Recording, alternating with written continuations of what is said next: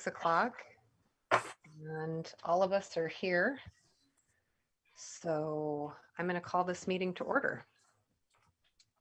If we could have a flag for the Pledge of Allegiance, we can start that as well too. Oh, hang on 1 second. No problem.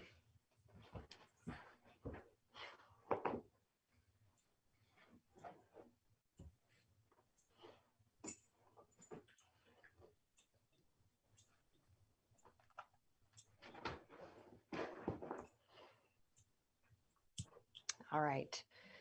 I pledge allegiance to the flag of the United States of America and to to the republic for which it stands, one nation, under God, indivisible, with liberty and justice for all.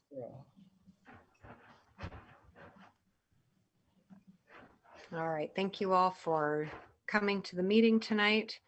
Have board members had a chance to take a look at the agenda? Yes. At this time, there have been no changes or additions. So if there is a motion. I move Move that we adopt the agenda. Second. All right, it's been moved and seconded to approve the agenda for this evening's meeting. All those in favor say aye. Aye. Aye. All those opposed say no. Hearing none, the agenda has passed. So we will start off with item number 3, which is the superintendent's report. Thanks, Board President Davidson and other board directors. Good evening, everyone. I'll start off. Just want to really thank our classified staff. That's our bus drivers, our front office staff, our nutrition services staff, para-educators, custodial staff. It's a lot of folks. And they really just are involved in everything we do. All aspects of our educational services, especially underneath the pandemic, it just is really apparent how critical it is that we rely on these folks for what sometimes seems like the basics, but again, things called under question during COVID, where the basics, I think, are just a lot more appreciated and recognized that, hey, without those things, we can't be able to provide some of our more technical aspects of the services we provide for our students and our families. So kudos to them. I got Jenny Lafreniere is going to do a little recognition a little bit later, but I just, as the superintendent, wanted to most certainly recognize our employees and really just want to say I appreciate all that they do and all the commitment and energy they have every day they come in. I just real briefly about health and safety, it's going to be really nice this Friday at the end of the day to know that it is not going to be a requirement to wear a mask, only in some specific circumstances that are high risk would we be having those requirements, but ultimately due to Governor Inslee's be able to flex and give people the choice to wear a mask. If we do have staff and students who choose to wear the mask after this Friday, of course, we're going to support them in those efforts as we continue to manage through this pandemic. It is not fully over, but I just really wanted to say, we're making plans accordingly. I am waiting for state agencies to give more directives. It's coming out a little slowly, a little bit more my taste. I know the board directors know that about me, where I'm like, I love to plan ahead. So the sooner I get to know things, the more we can do with that information. So I'll just keep waiting for that email and those conference calls. But relatedly, and the good news is, last week we didn't have one single student test positive through our testing program. So, the numbers are really ultimately low. Staff are in school. I was just over at Evergreen today and speaking with Ron, who's the assistant principal there. And he was just like, yeah, it's just great. Like, staff are here. Like, we're not having some issues for people being out for quarantining. So it just really is a radical change. Really helps us keep focused again on the educational services each day as we teach core content and makes for a better experience all around. And then I also just wanted to say, like, spring sports are here. We're in our second week, and that's really exciting. We had 50 girls come out for softball, for example. So that's pretty cool, I think, when you can kind of hear and see. And I think you'll see from Bruce's presentation on SHS that kids are wanting to join activities. It's the thing to do. And we would love to have that here in the Shelton School District to continue that. So that gets me really excited when we know kids are participating in after school clubs and activities and even stuff during the school day. So it's really fabulous. So lots of coming up. We're gonna have some number of events this spring, and later on we'll make some announcements about that. So things are continuing to look up for the Shelton School District, including in-person services. So with that, I'll hand it back to you, Board President Davidson. All right, thank you. I'm trying to manage a dog at the moment that really wants to play. So bear with me here for just a moment. Thank you for the health and safety report, though. I do appreciate hearing the updates about that. And it's great to hear that there haven't been cases in the school. Do any board members have any questions or comments for the superintendent and his report this evening? I'm not seeing any. Nope, everybody's shaking their heads. So we will go to number 4, which is community comments. So I will read off the standard language that we have here around community comments. As part of the regular school board meetings, the board invites community members to make public comments in person and or by phone as conditions allow by calling 1-253-215-8782 and entering meeting ID number 854-3386-9913. Our public comment procedure allows each person 3 minutes to speak, and comments will be heard during the community comment period as listed on the agenda.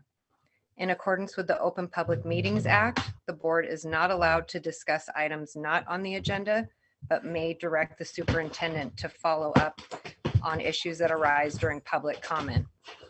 Please be mindful of how you present your testimony, as the board will not allow complaints against an individual staff member or student in open session unless that individual has requested an open public hearing. Please follow the public comment procedure by stating your name when recognized by the board chair. So at this time, do we have anyone who would like to make a public comment? You can use *6 to unmute, and you can use *7 to raise your hand if you would like to make a public comment. So that's *9 to raise your hand. Oh, I apologize.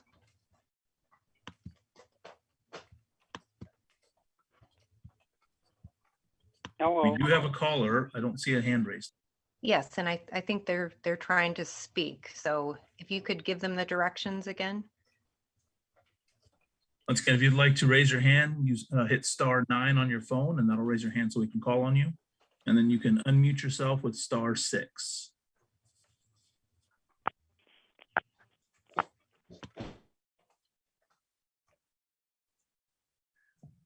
It looks like you, oh, there you go. You're back unmuted. Looks like you muted yourself and then unmuted. That's exactly what I did. Hello, board and commissioners. This is a first for me. My name is Dr. Ken Sebi. I'm calling in regard to Timberland Libraries and the Shelton Library. For those of you who don't know who I am, and I wouldn't really expect you to, I am the appointed commissioner from Mason County for Timberland Libraries. I'm calling because I was leafing through my agendas and such, and I would like to simply comment that I encourage any and all of you and community members of Shelton to take advantage of the library. Now that COVID is perhaps winding down some, as many of you probably know, there is a refurbishment and the $150,000 tune-up of the library in progress right now. And my number one goal as commissioners is to try and open the library, particularly to school-age children, all children, however it can be done, whether it's those of you with influence, those of you who have skin in the game, bus drivers who do field trips, whatever you all think is appropriate, because I really think that the last 2 years a lot has been lost in regards to participation in the library. I've been on board for only a year, but I try to follow things closely, and I hope that we can take this opportunity, particularly with the facelift of the library in Shelton, to bring more kids on board. That's all. Thanks. All right, thank you very much for calling in and making a comment this evening. Thank you, everybody. Thank you. Adios. At this time, do we have any other public comments? I'm not seeing any other phone numbers. Looks like that might have been the only one, but I'll wait just a moment more.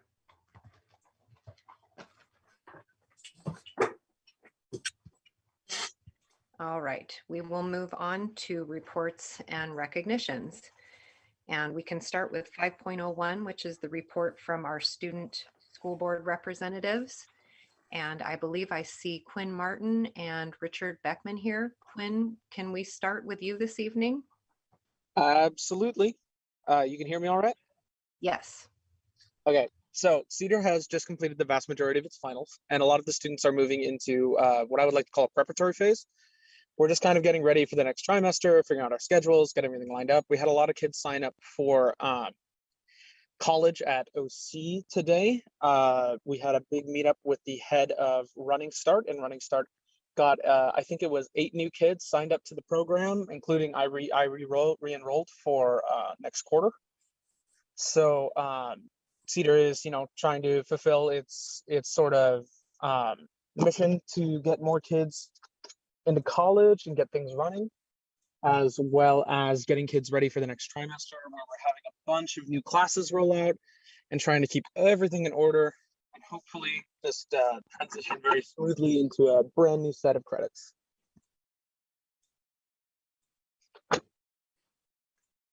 I think that's about all. Yeah, thank you for your report. I am realizing that we're quickly getting to the end of this trimester too. So thank you for that. Richard Beckman, are you available to give your report now? Yes, hello. Can you guys all hear me all right? Yes.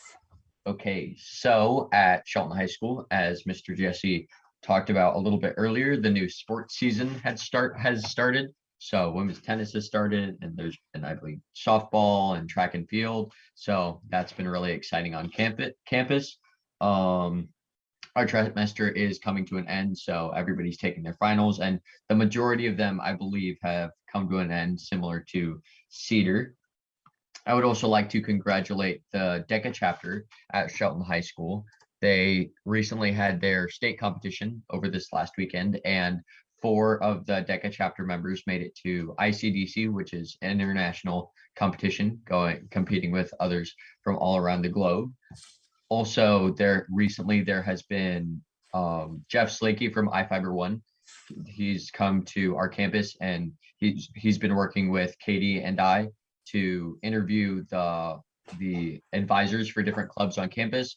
So we started with Miss Burr for theater, and then we interviewed the ICDC qualifiers today and kind of interviewed DECA. And next we're looking to interview other people or other advisors and just get the word about that out into the community. Also, there was a choir concert, and the theater production team is getting ready for the next musical in terms of theater. So yeah, that's what's going on with campus life at Shelton High School. Great. Thank you so much, Richard. And congratulations. From what I saw on social media, you are one of those 4 DECA students that is moving on to the state competition. So, so congratulations on that. Thank you both for your board reports. Do board members have any questions or comments for our 2 student representatives that are here tonight? Now just kudos, Richard. Thank you. Thank you. I appreciate it. Yeah. First of all, good job. Second of all, where are you going for the international competition? It will be in Atlanta, Georgia, and that is taking place April 21st through the 26th. Very good. Well, Thank nice you. work. Thank you. And I do not see Audra here tonight, so unfortunately we won't get a choice report, but if she does join us before the meeting ends, we can circle back with her. So we will move on to 5.02, which is the recognition of our classified employees with Jenny Lafreniere. Thank you, Board President Davidson, board members, Mr. Jesse and Miss Allison for having me on here. Mr. Jesse stole my thunder a little bit on thanking our classified, but we have such an amazing backbone to our district with our classified staff.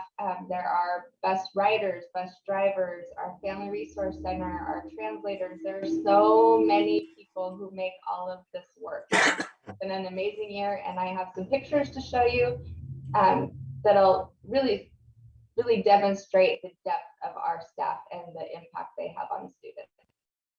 Oh boy, here we go. I hit the wrong button already. There it is. Can you see that?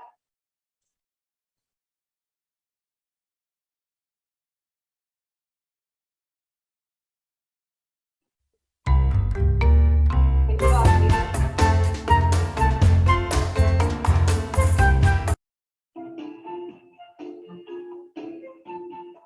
I better stop it. Ah! Jenny, you had your screen up there. and now it's not. For the record, I like the music. Oh, you could hear it? I couldn't hear you all, so I didn't think you Oh, could. sorry. Yeah, we could see it and hear it. I'm sorry about that. It was the pink card.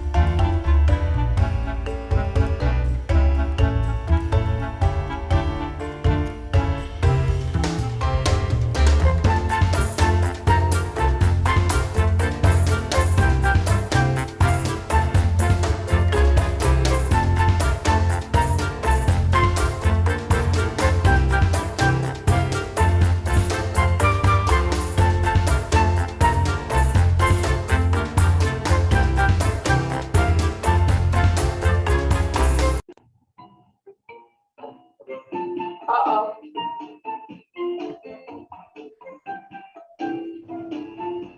Is it still going? It's still going. Oh. But no, that was great. The pictures were great. There we go. Yeah, thank you so much for putting that together as a tribute to all of them. They do so much in all of our schools. So thank you both, Superintendent Jesse and Jenny, for recognizing all of our classified staff tonight. They're very much appreciated in our school district. Thank you.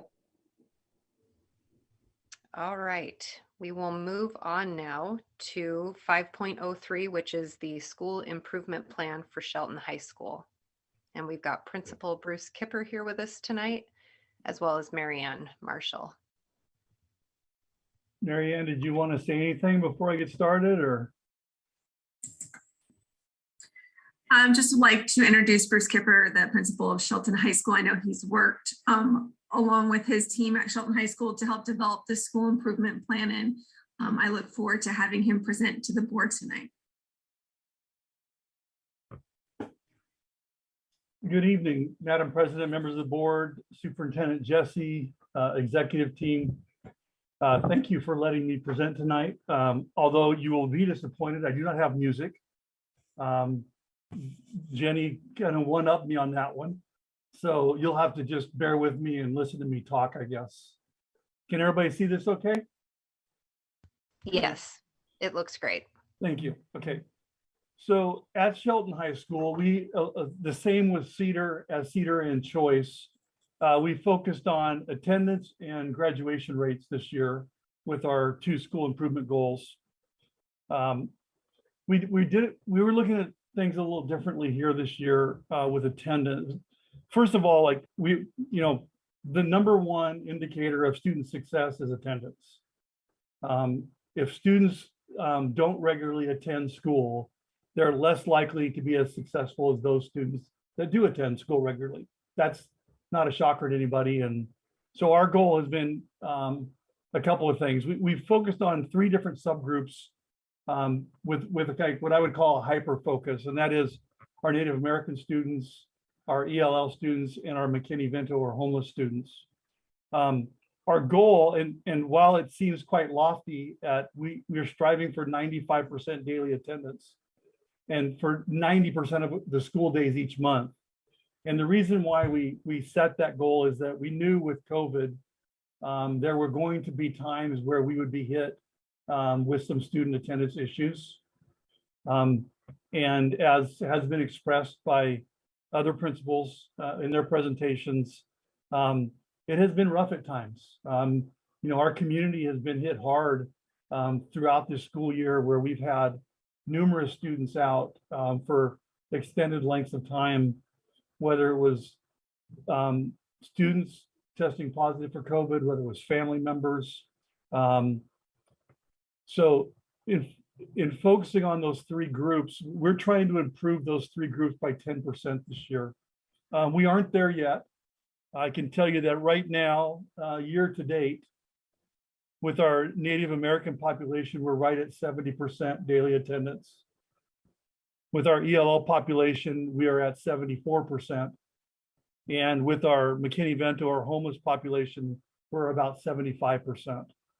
So while we're making strides, we are concerned and have put some emphasis on our Native American population because they've been hit hard with not only COVID, but with weather.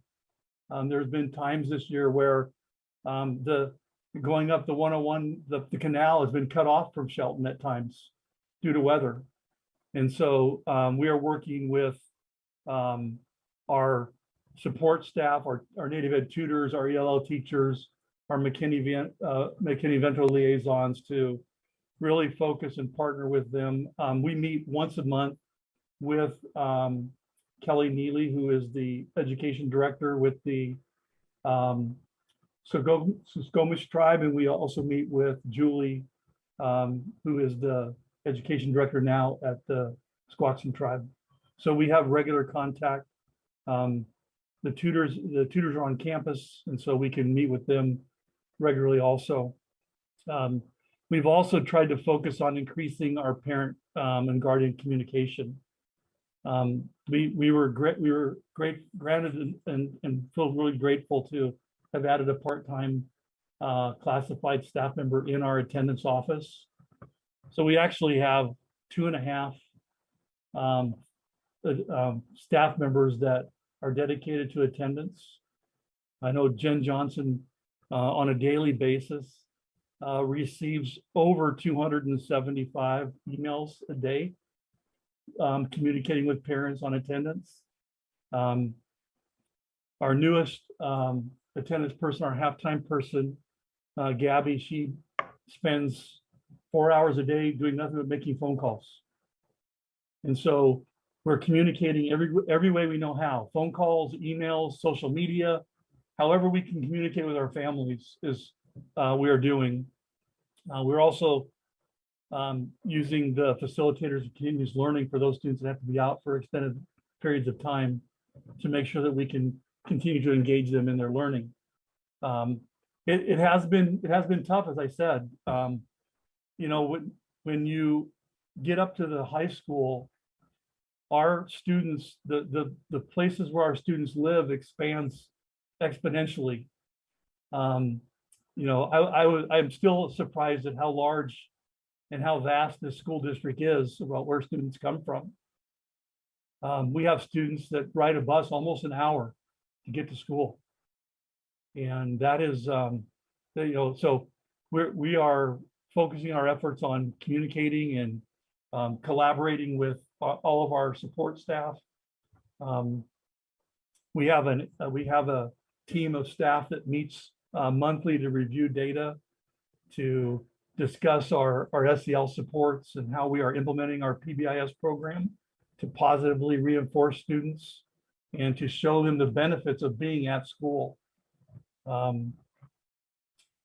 Next, I'd just like to show you, so we have some things I'd like to show you. Is just one is Mr. Jesse talked about our participation. As I said earlier, attendance is the number one indicator of success. And students attend school much of the time because of the extracurricular activities they're involved in. The activities, the sports, the clubs, that's what gets kids to school in many cases. And once we get them involved with that, then they take interest and they spend a greater amount of time being successful in their classes. So you can see in the upper left-hand corner some this is just a sampling of our clubs. In my weekly update, I think we have listed well over 25 or 30 clubs. I haven't looked at the total lately, but you know, we have a very large and a great number of kids participating in NHS. These are active members, 156 students. Sam Caffey, our counseling chair, facilitates a game theory. And if you have never seen this, you should stop by after school in the sub. There's anywhere from 50 to 60 kids in there, and they are being as creative as you can be. We have over 80 students participating in our powerlifting club. That's after school. And we have up to 90 students that have been active members in our choir clubs. Our math motivators isn't really a club, but I wanted to highlight that because we're partnering with a local group to provide math tutoring to students. And we've had over 53 students that are regular participants in that program. That's after school. They meet once or twice a week, depending on the days. Richard talked about our theater productions, and we've had over 40 students involved in our productions to date. And we have 100 active members in our Spirit Pep Club. They show up to football games and basketball games. They plan and they work with our leadership group to plan Spirit Week. And so we're focusing on the best I can say is giving our kids some sense of normalcy and getting them back into the aspects of what a comprehensive high school is, and that's clubs, activities, athletics, and academics. And with our athletes, I know Mr. Jesse highlighted softball. In the fall, we had over 72 girls try out for volleyball. And these are students that volleyball is a cut sport. And these are students that were willing to go out and try out, knowing that not everybody was going to make the team. And so as much as we can do of those activities, I think that we will see a return to what we would normally expect from our students. I also listed in the bottom left-hand corner, you'll probably wonder what that is. Well, according to Jen Johnson, that's the greatest gift she's ever gotten. Those are 2 tardy kiosks. It allows us to process students that come to school late in a matter of seconds as opposed to minutes, and allows us to get them to class in a much quicker manner. Students come in, they punch in their ID number, and out pops a pass to go to class. So Jen doesn't have to spend time writing passes, and you can see it's right by her window there, so she monitors it and knows the students that are coming in. And it allows us to not have kids standing in line for, 15, 20, 30 minutes just trying to get checked into school when they're late. And then I've given you an example of our weekly update. You all have seen that. We've tried to provide as much information as possible. We want parents to be in the know. Nothing we do here is a secret. And I just firmly believe that more informed our parents can be, the better they can help support us with what we're trying to do at school. Next, we've got our graduation goal. And again, we are looking to improve our graduation rate to 90%. And that 78.1 is the average graduation rate from 2016 to 2020. And we're still focusing on those three groups, subgroups of students we talked about. Native American, our ELL, and our McKinney-Vento students, and trying to increase their graduation rates by 10%. Some of the strategies we've used, our counselors have met one-on-one with every senior student to go over their success plan and address any deficiencies that are in play. We also have our Friday advisory academic assistance. So we have advisory twice a week. Thursday, our advisory teachers spend delivering our social emotional curriculum. And on Friday, students can travel and meet with teachers, and they can get assistance, they can get tutoring, they can make up a test, they can return in homework. It's a chance for them to go to a teacher and get the help that they need in their classes. That alone on Fridays has been one of the things that teachers report has been the most beneficial thing we've done. I'm a firm believer that if you're going to have high expectations for your students, then you need to provide high levels of support. And we were missing that aspect of support, and that is providing academic assistance during the school day to our students. The next step is to develop a peer tutoring program during our lunches. We also have what we call our 9th grade success support plan.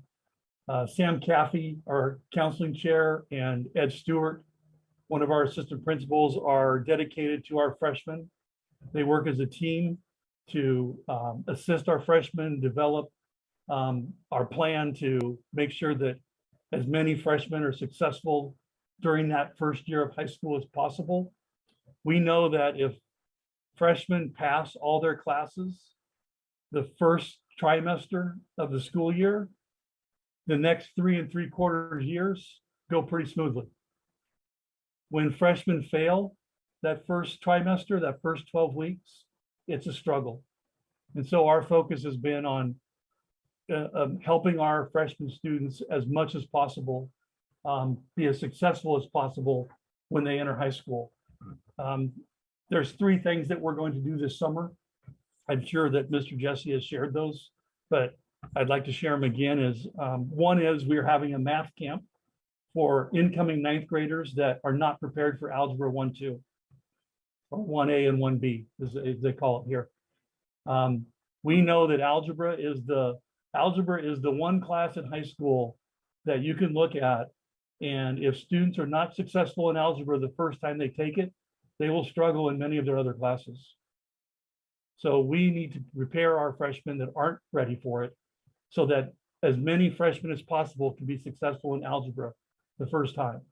So we're working with OBJ and our feeder, our incoming schools at Hood Canal and Pioneer, and teachers there are helping us identify students that would be appropriate for this program. We're also working with local business partners to provide incentives for our students. My goal is that every student that participates in one of these programs will receive something for participating, whether it's a Shelton High School hoodie, all the way up to a drawing for an iPad. And I've had several business partners already that are excited about partnering with us because they want to see our students be successful as possible also. And again, we've the use of the facilitators of continuous learning, that has been a big help this year, knowing that we have staff that are dedicated to helping students that can't come to school for one reason or another. And so I'd like to share some information with you of where we're at right now. So right now, we currently have 363 students that are seniors. At the midway point of the second trimester, we had 87 of those students that needed additional credits. Out of those 87, 55 were already enrolled in credit recovery and are expected to graduate, which leaves us with 331 students that are expected to graduate, which would be 91% of our senior class. The students that are what I would say, severely credit deficient, we are working with them to make sure that they have a plan to graduate either by the end of the summer or into next year. And so I have some pictures here. And again, I talked about trying to get back to some sense of normalcy. In the upper right-hand corner, you'll see that is the program that our counselors use to keep track of our seniors and who needs credit. And the red obviously is a red flag. Those students need extra attention. And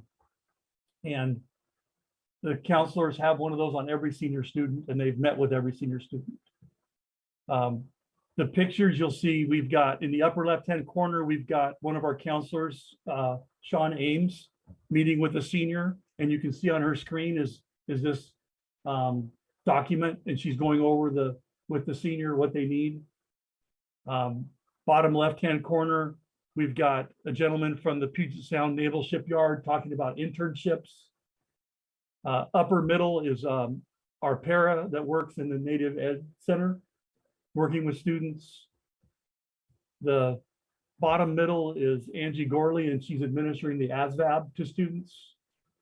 And in the lower right, you've got Alec. Al is one of our native tutors from the Snohomish tribe, and he's working with a student in the Native Ed Center.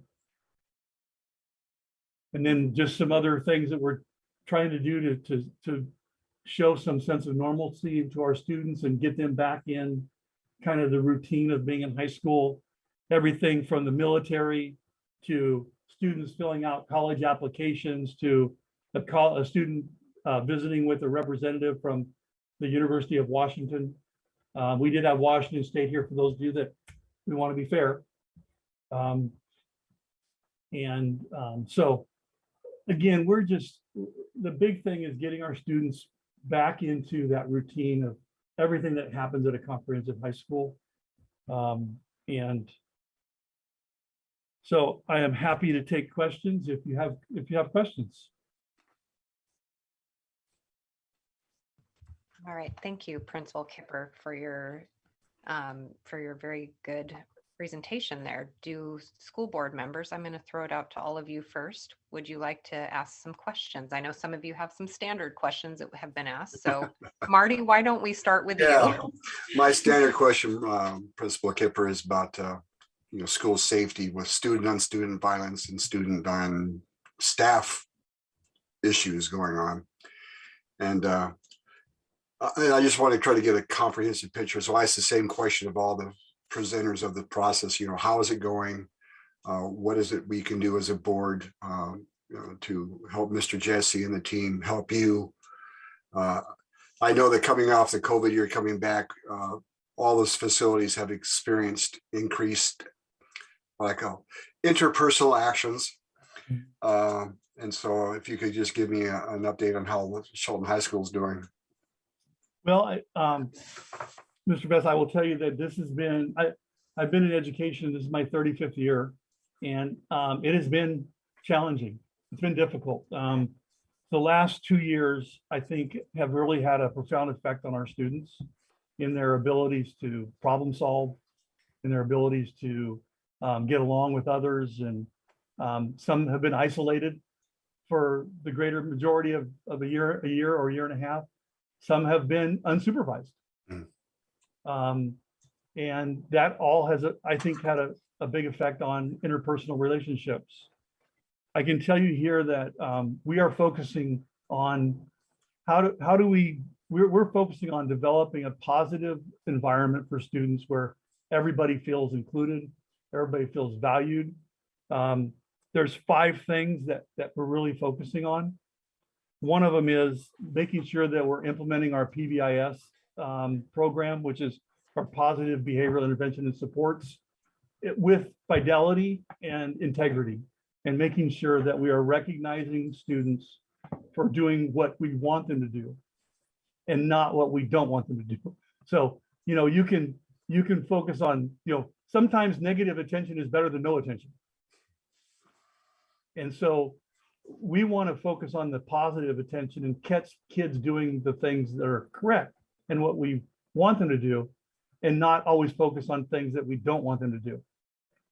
I like to say of my golf game, if I focus on not hitting the ball in the water, guess where the ball's going to go? In the water, right?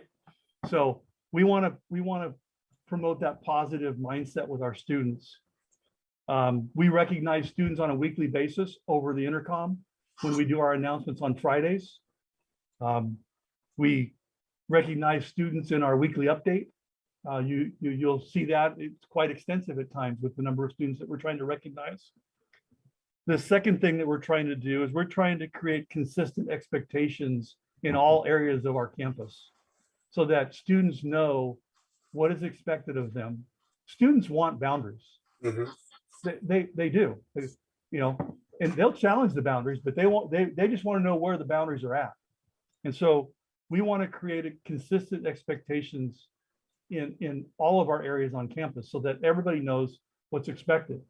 One thing we're focusing on right now is making sure that there were 2 things in Mr. Jesse's report for the strategic plan that hit home with me. And one of them was high school students in the focus groups reported that they didn't always know what they're supposed to learn. And they felt like they were given busy work a lot of time. Busy work is boredom. And so when kids are bored, they do things that they wouldn't normally do.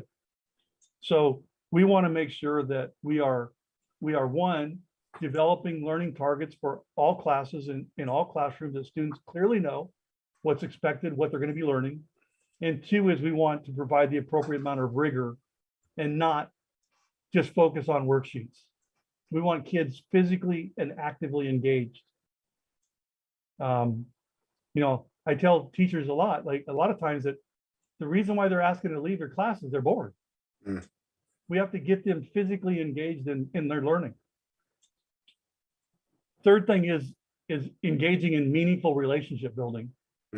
Like students have to have at least one adult on campus that they trust, that they can go to, that they can talk to, they can confide in. And many of our students don't have that right now. They've been void of adult contact for much of the last 2 years in some cases. The fourth thing is, and I've mentioned this several times, our students need a sense of normalcy. They need to know that we're moving in the direction of getting back to what school used to look like and being involved in activities. Man, I can't wait for this Friday at 3:00. We haven't seen below the eyes of most of our students since they've been back.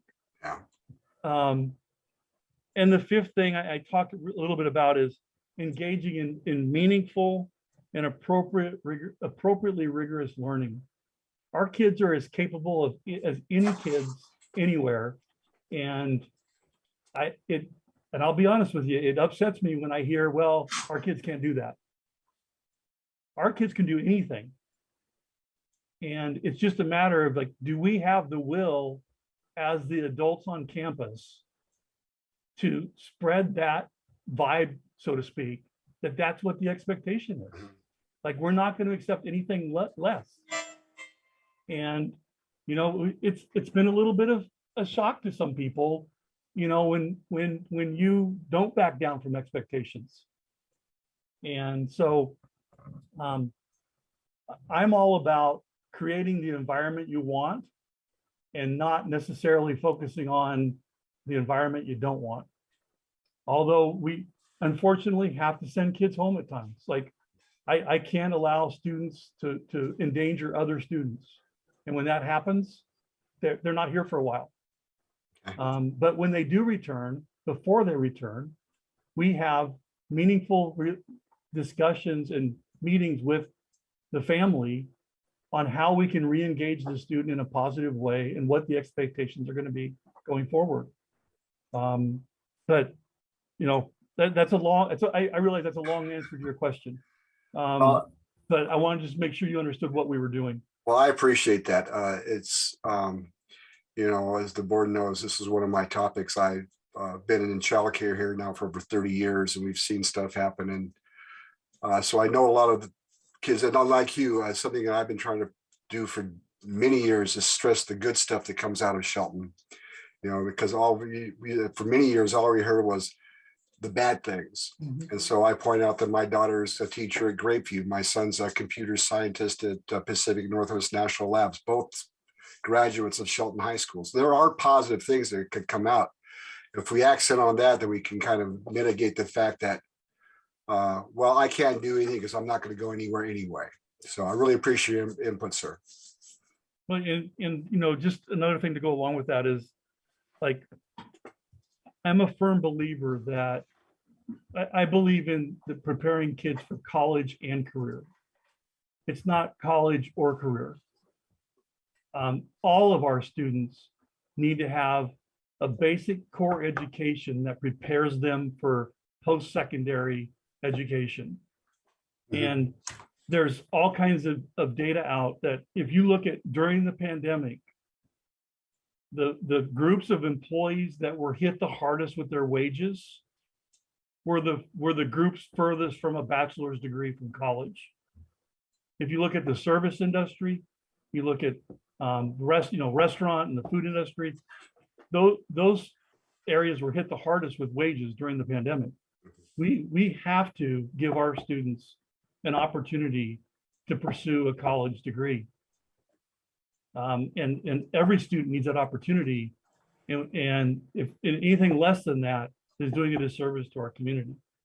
It doesn't mean everybody's going to go to college, but it means everybody has a route to college if they choose. Excellent. Thank you, sir. All right, are there any other board member questions? Sandy, look like you've come off mute. Yes, I have one. Thank you for all of the, background information and emphasis on the positive things moving forward.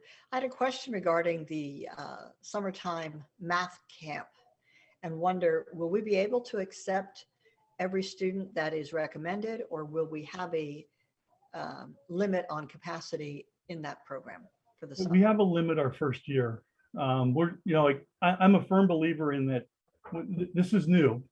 And, I think it's going to be a challenge, convincing students and that's our job, is to convince families and students that this is important.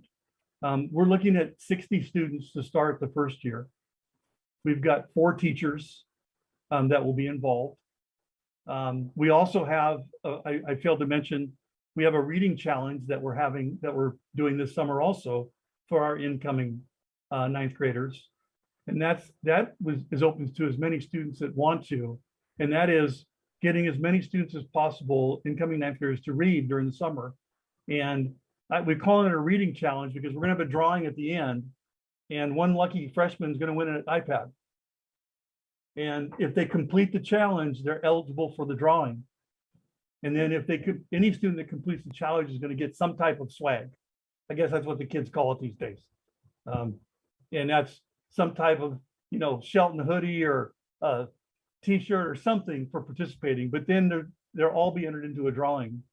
And I've had just such positive response from the chamber, from Ridge Sports. I mean, like everybody we've reached out to has said, hey, just tell us how you want us to be involved. You know, I was talking to one local partner and they're like, you only want 2 iPads?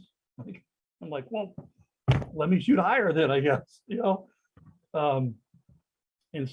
And then the third thing is the freshman orientation that all freshmen will be expected to participate in. That'll be 2 days before the week before school starts. You know, we think those 3 activities can have a positive impact and like I said earlier, set more freshmen up for success that first trimester. Thank you very much. And I see Richard has his hand up too, in case you didn't see that, Carrie. Oh, I did not see that. Richard, Yeah. did you? Yeah, go right Yeah. ahead. You mentioned making sure to increase engagement, that kids are physically engaged or like actually physically involved in like what's being taught. So what does that look like in like an English classroom or a math classroom? Or are you thinking more like things to engage students outside of the classroom, like sports, or what were you meaning? Yeah, so thanks for the question, Richard. Yeah, when I talk about engagement, you know, right now we're in the process of PD with our staff from we started January 14th and we've got another one coming up March 18th and then in the summertime and at the beginning of school next year. And we talk about what we refer to as DOK or depth of knowledge. And if you, it's kind of education geek-ese, I guess. And that is like, at what level, what is a student's brain doing during learning? So a low DOK, like a DOK 1, is what we talked about earlier, is busy work. It's worksheets, it's memorization, it's just learning, you know, the meanings of words, which is appropriate at times. All the way up to what we would call a DOK 4, which is much more engaging. The brain is working at a much higher level cognitively. In many cases, Richard, like in English class, that would be the activity that students would be doing more of, which they might be developing a character that they've read in the book and then acting it out in class.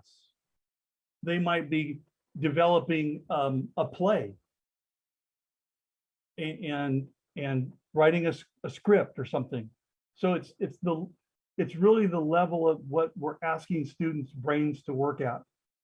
And all of our classes, it doesn't matter what class it is, the goal is to get students to a higher DOK level so that their brains are functioning at a much higher level. And in essence, they're much more physically active.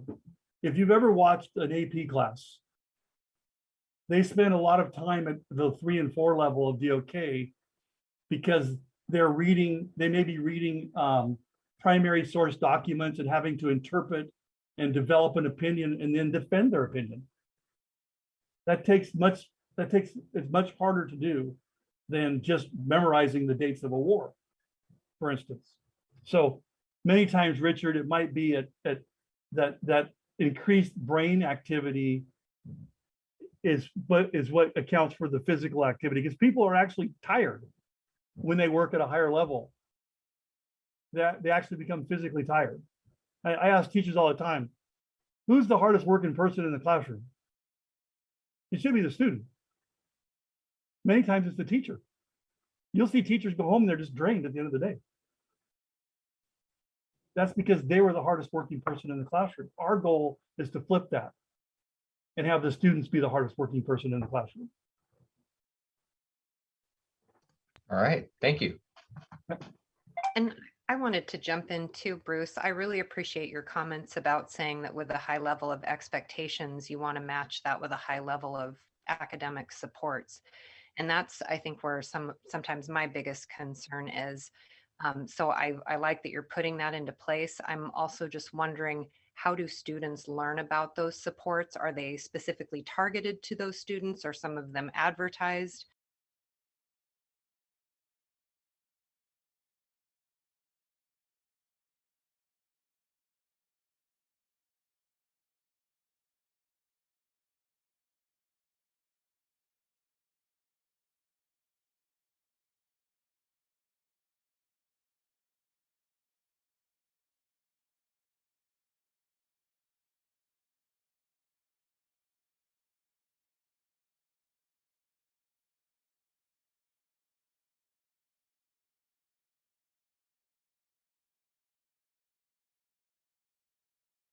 students can access. With our Friday academic support, teachers can request students. So in advisory, teachers can contact the students and the advisory teacher and say, I need Carrie Davison to come see me Friday during advisory to work on or to retake the test that we had last week. In the future, we're working at where students will be able to go in and set up the day they want to go see a certain teacher. So we talk about it in advisory. Everything we do, we try to educate our students during advisory because every student has an advisory class. And it's important that all of our teachers know what's going on with all of our support, and that we're not just focusing on like our core classes, but students need support in their electives also. We have announcements that we make. We send emails out to students through Skyward, letting them know the things that we're doing. So the work on providing the supports is just beginning. Because we do need, we need to increase the number of student support groups we offer.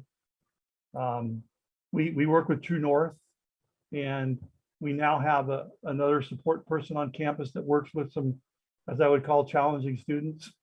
But we really need to increase the number of support groups we have for students, whether it's for grief issues or whether it's, decision making, whether it's coping skills. We aren't where we need to be yet. Thank you. I really appreciate your answer. Are there any other board member questions at this time? It looks like you've answered all of the questions now. We really appreciate your very comprehensive report on the state of Shelton High School. So thank you very much. Thank you. I apologize if I took longer than I should have. So. No, we appreciate getting all of the information. I look forward to a time when we're actually able to be in the same room discussing these things together and seeing some of, all of this in action. It's been too long. Yeah, for future reference, if you're going to ask me to talk about something, you probably want to give me a time limit. So. All right, we will keep that in mind. Thank you for joining us tonight, though. We appreciate it. Oh, thank you. All right, so now we are moving into the consent agenda, which is item 6. You're going to see a number of different warrants there, a lot of usual items. If there are any questions, feel free to ask those, or if there's a motion, I would welcome that. I would make a motion to approve the consent agenda. I'll second. All right, it's been approved and seconded, or excuse me, it's been moved and seconded to approve the consent agenda. All those in favor say aye. Aye. All those opposed say no. Hearing and seeing none, the consent agenda has passed. And item 7, discussion and action items. We don't have anything under that this evening. So we will go to our second community comment section. And I'm going to pause and just see, it looks like we still have our same people that are here. We don't have any additional call-in numbers at this time. Is there anyone in attendance that would like to make a community comment this evening? All right, so hearing none, we're going to go into board member comments. And tonight, Director Welander, you are the first one on my screen, kind of like the Brady Bunch. So, first of all, the 7th grade volleyball team at this point is undefeated. Granted, it was only one game, but they are undefeated, and we take those victories. Mr. Kipper, thanks a ton for the improvement plan that you put out tonight. As some folks know, I was coaching at the high school prior to Mr. Kipper being hired, and spent the last 2 years working under him. there is a palpable difference between the before and after, and the persistence to get students engaged in outside the classroom activities, the change in attitude and morale just around campus has been huge. We used to have, when we did a grade check in football, for example, hundreds of Fs at any one time. I know that that's better. So great job. I can't say enough to that. One question I did have, I know that there's no parking over at the Huff and Puff anymore. Is there anything that what else has been done as far as keeping kids out of that area during the day? I know that's been a persistent problem. Yeah, can I answer that, or I don't know what the, I don't know what the rule is on that one, but is that okay? I would love it Yes, if you did. please, you're welcome to answer that Oh, question. okay, all right. Yeah, so we've been working with Officer Campbell, who at the beginning of the new year returned as our SRO here in the district. We've been working with him. Him and I are over there at different times during the day. With parking, we are given a grace period for students to park on campus without a permit. Starting the second trimester, students will have to have a permit to park on campus, and it's $10 for the remainder of the year. Certainly any student that qualifies for free or reduced lunch, we would provide assistance if they don't have money to pay for parking. With regards to the other times of the day, I'm frequently over there after school. I know the trails quite well. And I know that other assistant principals have spent time over there. We make announcements. We've sent messages home to families. It is, again, it's an area that has been a challenge. Good. But it's, I think it's getting better. We're not where we want to be, but with the work of the local police department, with Officer Campbell and the team here, we're working on it. Okay, cool. Thank you. Lastly, I'm really looking forward to seeing everybody in person. This whole Brady Bunch meeting style is not been awesome. So see you guys in a couple of weeks. That's all I got. All right, thank you, Matt. Marilyn, would you like to make board member comments tonight? Yes, I would like to thank Principal Kipper for giving us an excellent presentation on Shelton High School's plan, and it was very interesting, and I thank him very much for coming on here and giving us that information. And I too am looking forward to meeting in person, because Zoom meetings are one of something I really don't like. So looking very much forward to that. Thank you. All right, thank you, Marilyn. Sandy, do you have comments this evening? Sure, thank you very much. I think that concludes all of our school improvement plans, and it's a very educational to informational to learn what all the schools are doing, and appreciate everybody's hard work in putting those plans together and in implementing those plans. And so now we'll look forward to seeing the progress from those plans. And I just want to continue to emphasize, we ask a lot of respect for the choice of whether to mask or to not mask as we move forward.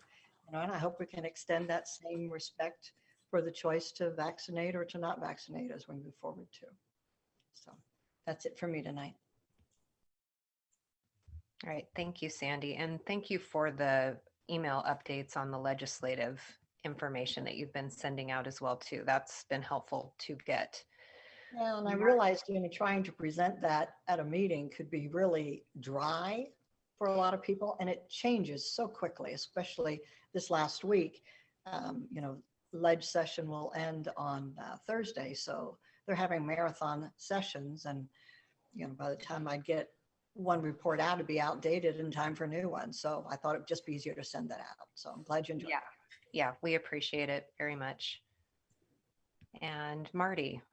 Thank you. I'm short tonight. I'm tired. It's been a long day of meetings, but I did provide a packet I just received prior to the board meeting from the Department of Health. I did participate in a webinar today, and they are combining K through 12 childcare, preschools, and day camps all into the same COVID guidance. So I participated in a session today that I just provided the board a while ago. It's a little simplified. Once again, it's some good options and good stuff, and hopefully it will lead us to where we want to go. And I too am looking forward to having some meetings in person and getting away from masks, and hoping that our leadership here in the state of Washington follows the governor of Oregon, like everything else, and make some changes on the other mandates. But we'll see how that goes. But till then, we live with the guidance we have and we move on. And I think once you review, you'll see some positive changes, especially for our K through 12 students, and social distancing, the masks, and the other things. I found it very positive. It should be a good benefit as we move into the last trimester. All right, thank you, Director Best. And yes, it seems like all throughout the last 2 years, we've just continuously been given updated information and changes. So I anticipate we will get even more of that. Hopefully we will get that sooner than later. As the superintendent has mentioned, it would be easier to plan things out if we knew exactly where we stood on some of these issues. So I don't have many comments to make tonight. I do just want to remind you all that Allison did send out the board operating principles to be reviewed. And if you could take a look at that and make any changes, or if there's something that just doesn't sound right, if you could make any recommendations by the 16th so that we can put that on our agenda for the next school board meeting to have a first reading, basically, I think is what we're going to do with that. And outside of that, I'm really, it's been wonderful to hear all of the different school improvement plans. I've enjoyed getting all of the principal emails that we continue to get. I just very much thank them for keeping us updated on what's going on in the schools. I do look forward to the loosening of these restrictions so that we can potentially just be seeing more people face to face and in person. It's been a long 2 years of not being able to do that. So I hope all goes well for us to do an in-person board meeting for our second meeting in March.